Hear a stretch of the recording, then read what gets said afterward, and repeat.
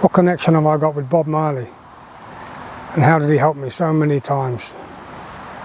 Well, this one's really difficult to explain, but I'm going to have a go anyway. So back in, just after New Year 1997, I've been travelling in Indonesia for a couple of months. Just came back from the eastern Nusa Tenggara Islands. I just got back to Darwin, Northern Territory, Australia, and stayed in the hostel there for a while. Money started to run out, so I needed to go and find work. Now, this is like January, Northern Territory is right in the middle of the monsoon, the wet season. So, it's time to start heading south, look for work. So it happened, somebody I got to know in the hostel over the past few weeks gave me a bus pass. He hadn't used it all, so he said, here you go, you can have this 3,000 kilometre pass for Greyhound Pioneer at the time. So, got on the bus, got so far as Port Hedland, pretty much, right, you know, a few days travel, and then they wanted to see checking people's tickets because we had to change buses. So here you go. Woman said to me, you got any ID please? Oh shit. Of course the ticket was in the name of somebody else. All my IDs are my name, isn't it? So I said, no, I haven't got any ID with me, I'm afraid. He said, oh, you're going to have to get off the bus. I said, well, I have got ID, this is what happened, I told the truth. He said, sorry, non-transferable, so you have to get off the bus, take your bag. I was in Port Hedland, evening time, managed to walk out the outskirts, got onto the road going south. I slept on the side of the road that night, mosquitoes bite me through the clothes, that's how they are around there. Next morning, some Aboriginals came along. Now keep this in mind, if you're ever stuck in Australia on the side of the road, no one will pick you up just with tattoos, you know, unless you're a girl. The Aboriginals are your best bet.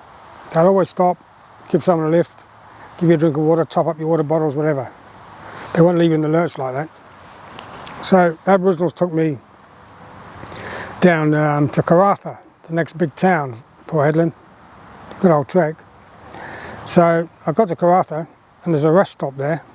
Now this rest stop is about 7 kilometres out of the town of Karratha. So that was me for the next week, opposite the rest stop, trying to hitchhike, standing there with my thumb out.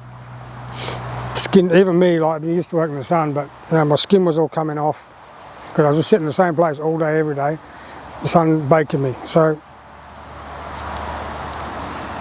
what I used to do, I'd bury my bag under bushes near the rest stop every couple of days, walk into town the 7 kilometres, get a cheap reduced for quick sale loaf of bread, reduced for quick sale like hummus or some kind of dip, take it back and make it last 2 days.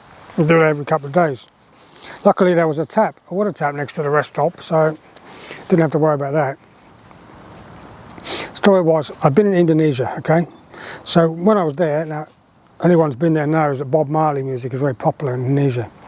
So I was hanging around with friends, got to know Indonesian family owned a restaurant every night there, listen to Bob Marley music all the time. Now you might know that Three Little Birds, you know, don't worry about a thing, because every little thing's going to be alright, that one. So that was stuck in my head.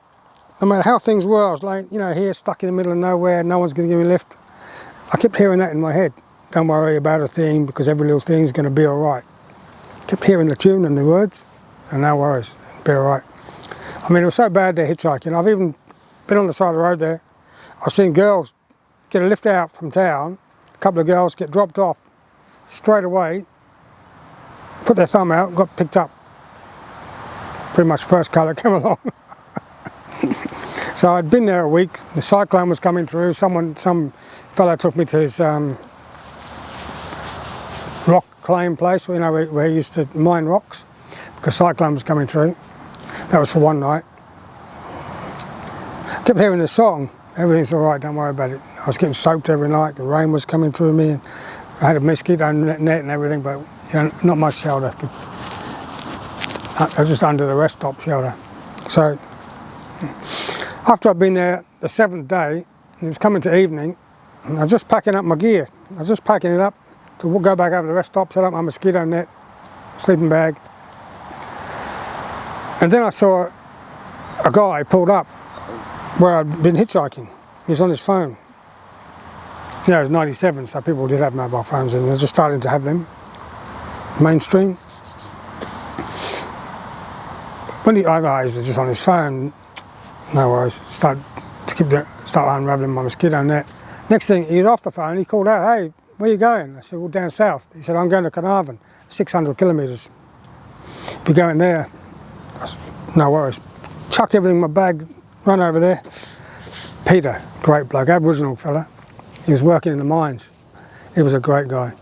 So he took me down to Carnarvon. The three little birds have been playing in my head for a week. Things are starting to come right, all right. So anyway, I went down to Carnarvon. Walking along the road the next day, in the morning, because I slept rough at the night, behind some building, government building. Next morning, I felt this minibus crawling along next to me. Looked, sorry, it had Carnarvon Backpackers written on the side of it. But this fella, he called out to me, Kiwi accent, "Where are you going?" I said, "I'm just going to go down the beach, find somewhere to set up." He said, "Oh, you come and get in." I said, "No, I haven't got money to stay in backpacks at the moment. Get some work." "No, get in, you've got to go somewhere." So he took me in the van, took me to Carnarvon Backpackers, told me I could stay there for nothing. All I got to do is do a bit of cleaning and they'll give me free rent and $90 a week. All right, fair enough. I just clean the bathrooms and toilets and kitchens in the morning. So I get $90 plus free rent. You know, well, it turned out this guy had been, coincidentally, in the 70s in Port Hedland when I was a kid. He had been my father's scuba diving instructor. There you go, small world. So as time went on there, things got even better. I ended up getting a job. I was doing the cleaning in the mornings. In the daytime I would be doing refurbishing an old hotel, turn it into a backpackers, or vice versa. Backpackers turn it into a hotel. And at night I was chef's assistant in a restaurant. So in the end I had 3 jobs, free rent, and next thing I got a Japanese girlfriend. So how good can things be?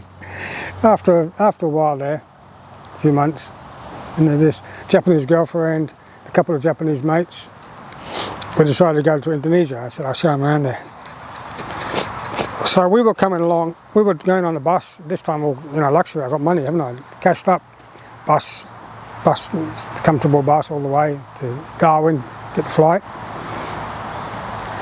As we came through Karratha, the very place that I'd been stuck on that side of the road, we came past that very rest stop where I sat getting sunburnt for a week. The radio on the bus, what should come on?